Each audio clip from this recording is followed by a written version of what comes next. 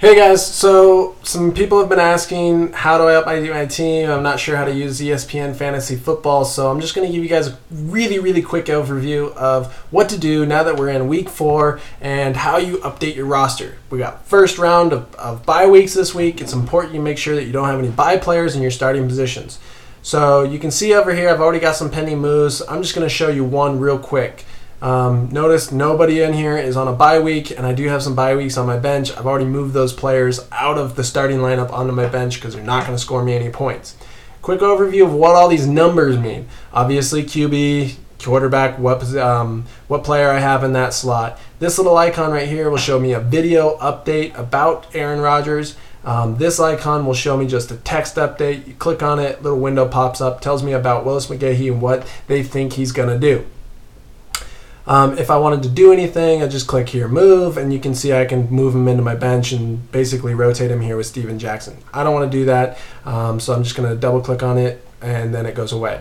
Over here, you're going to see week 5, who they play, and what time their game is, so you can kind of get an idea. Game time really isn't too important unless you're like making some last-minute changes. 2011 stats. So this is kind of interesting when you start looking at the available bench players in your waiver line and not so much on your starting lineup. But of all the quarterbacks, this position rank, my quarterback happens to be number 1 in the league. Woohoo, go me. So points so far this fantasy season, 117 points. Averaging points per game, 29.3. That's really good. And he scored 48 points in my last game. Aaron Rodgers, you are a beast. Over here, you're going to see projected points. That means against Atlanta, he's projected to score 24 points. OPRK is opponent rank. Means that particular team against quarterbacks, not against passing. Now, that's important. It's against quarterbacks. They're 24th. Percent ST is percent start. 99.7% of all the fantasy leagues that are out there in ESPN, 99.7% of those teams are starting Aaron Rodgers. Hey, 0.3% of you, you're stupid. Start him. Now, percent owned, you look at 100%. That means of all the fantasy football leagues in ESPN, 100% of the teams own him. The plus or minus is going to be their change in percent owned, which means how many people have picked this player up and how many people have dropped this player. Obviously, if 100% of the people own him, he's not going to go anywhere. But if you look at a guy like Dadarius Moore, he wasn't owned by a lot. 26.5% of the overall leagues have picked him up. That's huge. So you can see, hey, look, a lot of people are picking this guy up. Maybe I should too. If a lot of people are dropping someone, maybe you should too. So that's something to keep in mind.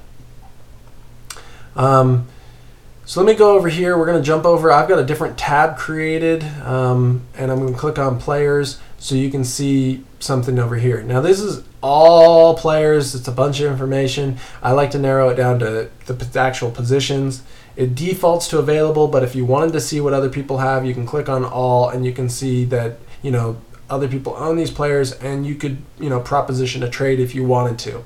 So we're going to leave it on available. I've already got some moves, but one thing I did want to do is switch up my punters. Now, something to keep in mind, guys. Don't always just go first off the list. This guy's got 42 points this year, so obviously he's the best punter. Incorrect. Look at the matchup. Punters mean that your offense is going to suck. You're going to have to punt the ball. This guy's averaging 10.5 points a game. This guy's averaging 10 points a game. Almost identical. So what's the difference? Well, he's playing Oakland and he's playing Pittsburgh. Who's got the better defense? Duh, Pittsburgh. If you're not sure, hop on NFL.com. Jump on the stats page. Go over to team stats. Now again, we're talking about total defense here, so let's go. League leaders in total defense. Complete list. Pittsburgh Steelers. Wow. Number 2. Big surprise. Scroll all the way down here, and you're going to find the Oakland Raiders at number 29. There's only 3 teams worse than them. Yeah, that means that back on this players page, against Houston, they're going to have a pretty good game against Oakland, probably put up a lot of points and not use their punter. I want Brett Kern, Tennessee. They don't have a great offense, but go Matty Hasselbeck.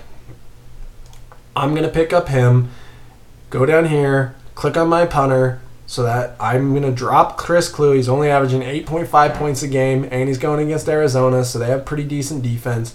Submit, confirm, and now you're going to see I have these pending moves. You click on the gray bar, and you've got my pending moves. These are all the moves I'm going to make this week. I'm not going to get all of them. They all are on waiver order priority. So priority 1, 2, 3, so on. If I want to move them up, I just click here. If I want to cancel them, obviously click cancel.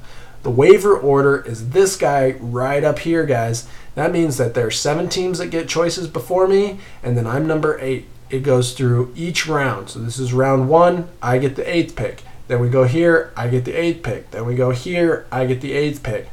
It's not going to be all of them going through at the same time. So you're not going to get all your waivers, but you will probably get the majority of them, assuming that not everyone's making the same move as you are. So that's a real quick overview. If you guys have any other questions, let me know.